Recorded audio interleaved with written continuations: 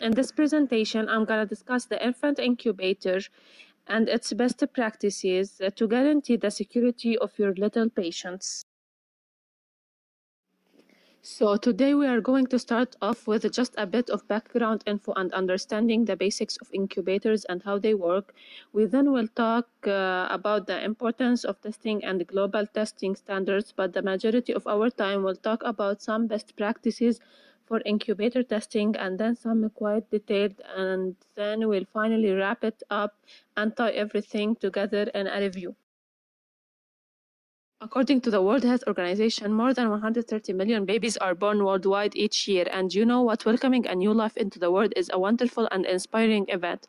But sometimes things don't always go as planned. So, about 1 in 9 babies are born premature, and many more of them are born with illness or are injured due to complications during birth. Premature births and applications are relatively common, so these small patients are especially vulnerable for the first several days and even months of life. So this is when the use of infant incubators become absolutely essential for the well-being and care of these babies. There are three types of incubators: intensive care incubators, transport incubators, and radiant incubators. Infant incubator is a fully enclosed kind of box-like structure that carefully controls its environment to protect the infant during their earliest stages of life when they are the most vulnerable. FDA classifies incubators as Class 2 medical devices, meaning that they are high-risk devices than Class 1 and require greater regulatory controls to provide reasonable assurance of the safety and effectiveness of the device. So by modulating the temperature, humidity, airflow, sound, and optimum oxygen levels, incubators seek to replicate the safe haven of a mother's womb as much as possible and create a safe environment for these premature and very ill babies to grow, heal, and develop. In this block diagram, the hardware components are assembled. Using embedded C, the code is written and burned into the microcontroller. Parameters like heart rate, temperature of incubator and baby, gas pressure, movement of baby, level of medicine are measured and monitored. All parameters are interfaced in LabVIEW using relative sensors, and output of these sensors are given to microcontroller, and it is seen in LabVIEW front panel using program control. LabVIEW provides programming approach toward hardware configuration, special measurement of data, and debugging. Control panel equipped with a LCD display screen to show all the parameter readings and settings is completely microprocessor controlled. The practical rotational encoder on the control panel facilitates the setting of the different parameters and access to all the various display screens, which includes the main screen, the menu screen, the settings screen, and the trend, where air temperature, skin temperature, peripheral skin temperature, difference between skin and peripheral temperature, difference between air and skin temperature, relative humidity, weight, oxygen concentration, heart rate, and SpO2 with graphs in a 3, 6, 12, 24, 48 hours, or 7 days are displayed. The humidity control, where the heated air flows over the water in the water container and gets moistened, the humidity can be regulated by closing and opening a deflector plate over the container. Other incubators have a water heater which creates more humidity and the water gets warmer. The humidity should be adjusted between 40 and 90%. The humidity is measured by a hygrometer, a digital or a traditional layered instrument. The humidifier should be filled up only with distilled water only in order to avoid corrosive damage to the incubator. Oxygen control. Most of the infant incubators have a hose connection for applying additional oxygen from an external cylinder, oxygen concentrator, or from the central gas supply. In this case, the warmer and moister air gets also enriches with the oxygen. Alternatively, the baby gets the additional oxygen directly via a nasal cannula. Temperature sensor provides equivalent voltage correspondence to the surface on which it is mounted. LM35 is the type of temperature sensor used. It is calibrated in degrees Celsius. It has a very low output impedance, only 0.1 ohm for 1 milliampere load. Sense temperature in the wide range of -55 to 150 degrees Celsius. In precise, the output voltage varies linearly with temperature. When the temperature goes beyond 40 degrees Celsius, then it will be indicated and notified. The sensor, the finger is placed on it to produce a digital output. The LED blinks by sensing the heartbeats, and the detector senses the flashing light from the LED as heartbeat. Works on the principle in which the modulation of light takes place across the blood flow via finger at each pulse. The output is interfaced to the microcontroller, which displays beats per minute. The sensor works at the operating voltage of positive 5 volts with operating current of 100 milliampere. The LED used should be brighter as the light intensity should spread across the finger. The detector receives less light as the finger becomes more opaque. The detector signals varies from each heartbeat and it is converted into electrical pulse. The received signal is amplified and outputs to plus 5 volts logic level signal. Normal heart rate should be 72 beats per minute, but the abnormalities should be indicated. When heart rate decreases beyond 50 and increases beyond 80, indications are given using lab view. Pressure sensor transduces the pressure and gives equivalent output voltage. Voltage varies linearly with the applied pressure. A pressure sensor works as a transducer whose generated signal is a function of applied pressure. It's also used to measure other variables such as fluid or gas, its flow, flowing speed, water level, and altitude. MPX 2050 GSX is the pressure sensor used and its temperature range varies from 0 degrees Celsius to plus 85 degrees Celsius with different gauge options and geometric supply voltage. The pressure goes beyond 140 or if it decreases below 70, information is passed to the physician and appropriate actions will be taken. T-Mega 328 is an Arduino Uno-based microcontroller board. It is supplied with 14 input-output digital pins. Among those pins, 6 pins can be used for pulse width modulate outputs, other 6 as analog inputs, one 16 MHz ceramic resonator. Why is testing incubators important? So just to give you a few examples. So if the infant is too cold, it can result in hypothermia. Apnea is also a common side effect, meaning that the infant will stop breathing in its sleep, and that leads to oxygen deprivation that can result in brain damage, and it doesn't take a very long time to do so. On other side of things, the temperature rise is hyperthermia. Loud noises both from the operation of the incubator and even background noises can clearly lead to ear damage and even intracranial pressure. Humidity is extremely important for the respiratory care of the infant as for airflow. And then finally, a low oxygen concentration can cause brain damage, and a high oxygen concentration may cause premature retinopathy, and that leads to permanent eye invasion damage and sometimes even blindness. Shortening the time that a patient spends in an incubator is a desirable outcome for everybody involved. So not only in the cost of the care that is quite high, not only via the time, but also the energy that nurses and the clinical staff use in pursuit of the well-being of the patients, that's immense and often overwhelming.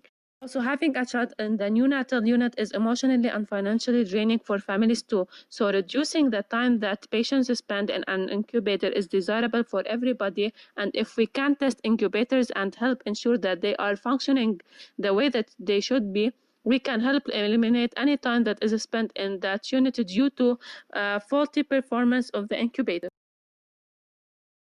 So it becomes pretty obvious that testing all the parameters appropriately and according to the standard and or the manufacturer's guideline is absolutely critical. So the International Electrotechnical Permission, or the IEC as we better know them as, IEC standards, they reflect the best experience for the industry of researchers, consumers, regulators worldwide, and what the standards do as they help establish a uniform, and the standards help establish a uniform and universal testing procedure for biomedical service design engineers to use.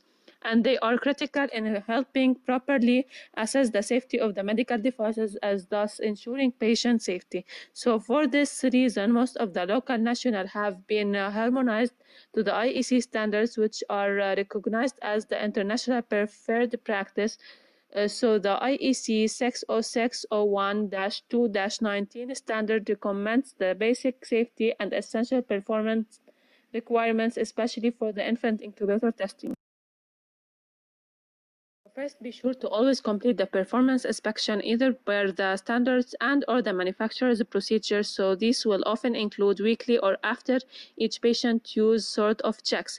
quarterly checks, yearly preventive maintenance schedules, and then also replacing the battery usually every 2 years and calibrating of the humidifier every 3 years. So if the service manual and the inspection procedure from the manufacturer are not available, it's still the responsibility of the medical facility to choose and standardize on a test procedure. So it's important that the infant incubator functionally is evaluated quantitatively by comparing it to the standard or the manufacturer's specifications.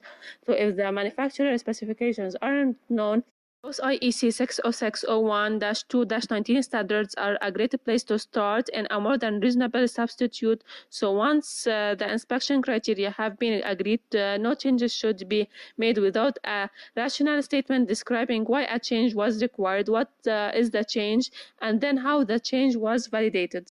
Infants' first few days of life can be their most critical, which is why it's important to routinely test and verify the safety and the performance of infant incubators and adopt a constant inspection frequency. So check the manufacturer service manual for the frequency recommendation, and the FDA, along with the most manufacturers, will be recommend a minimum inspection frequency of once per year. If the service manual and the inspection procedure from the manufacturer are not available, the frequency of inspection must still be determined. And so one method for determining how often a medical device should be tested is a risk-based method used by the University of Vermont, the biomedical engineering department there. But this method is described in a medical equipment quality assurance book, the inspection program and development procedures by J. 2 B. Clark. The place of probes when you are testing parameters, especially temperature and airflow, are common misunderstandings when testing and performing the preventive maintenance for incubators. So the sensors for all parameters and including temperature, humidity, the airflow, and the sound should be 10 centimeters above the mattress, which was approximately the height of an infant when lying flat on the mattress of an incubator. The air convection temperature and airflow should be measured in 5 locations inside the incubator. Capturing the temperature in a single location isn't really acceptable, and if you think about it, it makes sense because an infant torso and limbs would be stretched across more than just a very center of the mattress, and that's why we need to make sure that the environmental conditions are uniform across the entire chamber. So if we were to divide the mattress into 4 equal quadrants, temperature and airflow probes would be placed in the very center of the mattress, which is point M. Also in the center of each quadrant, so points A, B, C, and D as shown. Finally, the pattern of airflow just slightly differs in every model of an incubator, so it's important to be familiar with the direction of that airflow inside the model of incubator that you're testing and place the airflow probe properly to make sure you're creating an accurate measurement. This graph shows the warm-up time, the overshoot, and the oscillation to a steady temperature condition. The manufacturer's manual will specify that the warm-up time and the testing should be carried out to ensure that the incubator is within the acceptable range of 20% of the warm-up time. The temperature overshoot should be no more than 2 degrees above the set point, and the STC, the steady temperature condition, is achieved when the incubator temperature doesn't vary by more than 1 degree Celsius over a period of an hour. So simultaneously measuring each parameter during the warm-up time at an after STC help us give an insight into how the device is running as a whole and where problems might be occurring if the incubator isn't functioning properly. So keep in mind though that each time you open a porthole or a cabin door is open, the STC is technically lost and must be achieved again. So it is important to do your testing all at once simultaneously if possible and not interrupt the test environment. So for temperature, we need to make sure that the incubator warms up and specified in the manufacturer's manual. Make sure that the overshoot temperature doesn't exceed 2 degrees Celsius of that set point. To check all the surfaces that touch the infant and make sure that they don't get too hot. So test to determine when the incubator's temperature stabilizes and then stays at that temperature setting for at least an hour or so STC, and then verify the temperature is uniform and the same throughout the compartment. make sure that the accuracy of the temperature indicator, and make sure that the temperature control sets the temperature to the correct value. And finally, measure the skin temperature sensor with a calibrated heater assembly. So test to ensure the temperature control is the actual temperature sensed by the skin temperature probe. More necessary tests talking about the humidity, so check the accuracy of the relative humidity. It should be within plus or minus 10% of what the tester indicates. The air velocity inside the incubator compartment should be measured to make sure it's at or below 0.35 meters per second.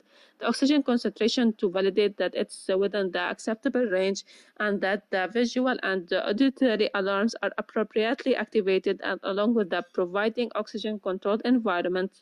Many incubators also contain built-in SpO2 and monitoring systems, and are a part of the testing and preventative maintenance for incubators.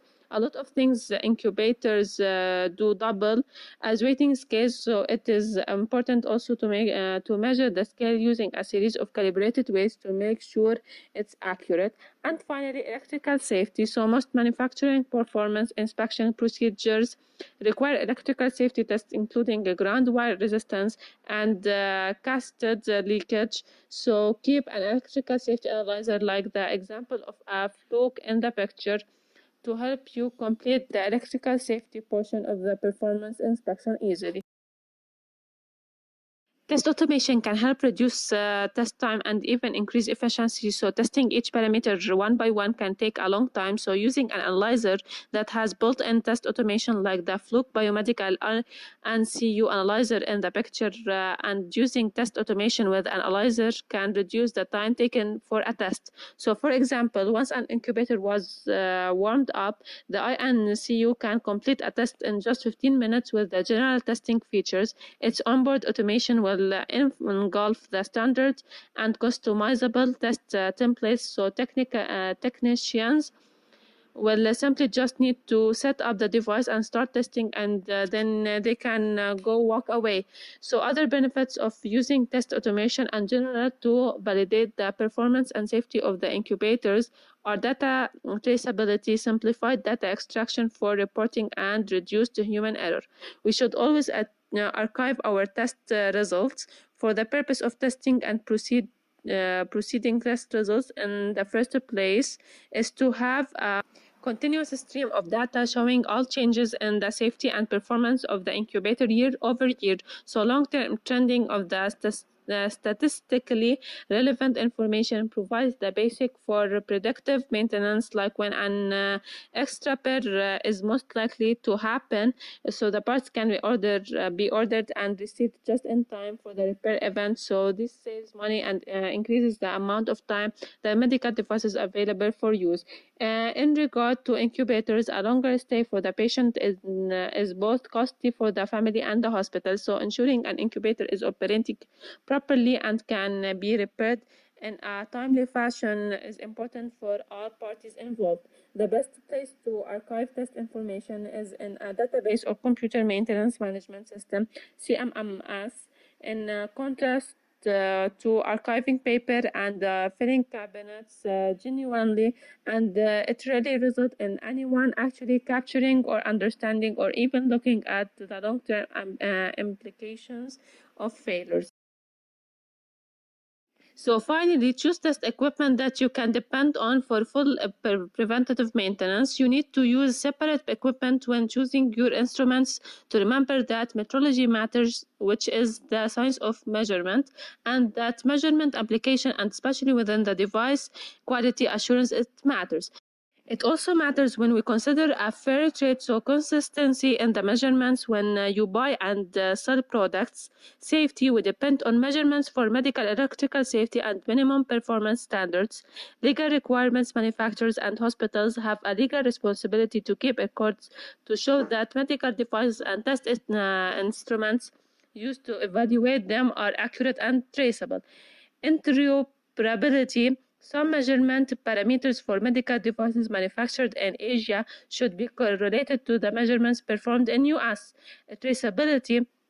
Interoperability depends on all measurements being traceable to a single reference point, and finally consistency and quality. So we want to remain consistent and accurate in order to build and test products with quality. Here are some important manufacturers for infant incubators: Airborne, Air Shields, Ardo, Atom Japan, Datex, Drager, GE, Budurios, Herrom, OGB, Ohio Medical. An infant's first few days of life can be their most critical, which is why it's important to routinely test and verify the safety and performance of infant incubator and radiant warmers. Thank you very much for your listening and for patience, and hope that you can benefit from what I just presented. Stay safe.